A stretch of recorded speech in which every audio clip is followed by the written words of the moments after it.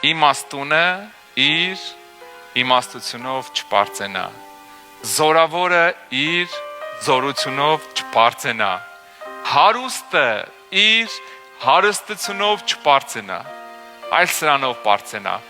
ով որ պարծենում է, թե հասկանում ու ճանաչում է ինձ, որ ես եմ Տերը, որ երկրի վրա ողորմություն, իրավունք, արդարություն եմ անում, որ ես սրանց եմ հավանում։ Մեր խոսքերով ասած Երեմիան ասում է լոպազ ման չգաս։ Եվ նայում ես մարդուն խոնար, շնորհքով։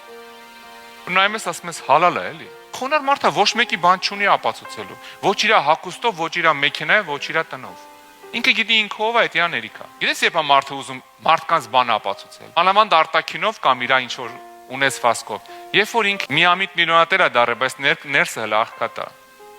Հագնում է մի հատ թանկարժեք ժամացույց, թանկարժեք շորեր, անպայման որ էմբլեմաները 4 կողմից երևա։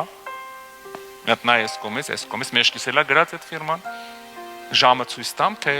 չգիտեմ ինչի ես իմ ինչը ցույց տամ, մեքենայից բալանների վրա էլա գրած ինչ մեքենա է, ուշադիր նայի։ Կգաս մեր տուն մի հատ տուն չի կանչում, կանչումա տրակացնի։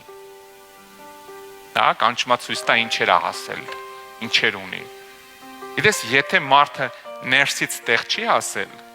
դրսից է հասել, ժառանգություն ամնացել, բախտն է բերել, չգիտեմ, աշխատել է ինչ որ ձևով ստացվել է, սկսում է լոպազանալ։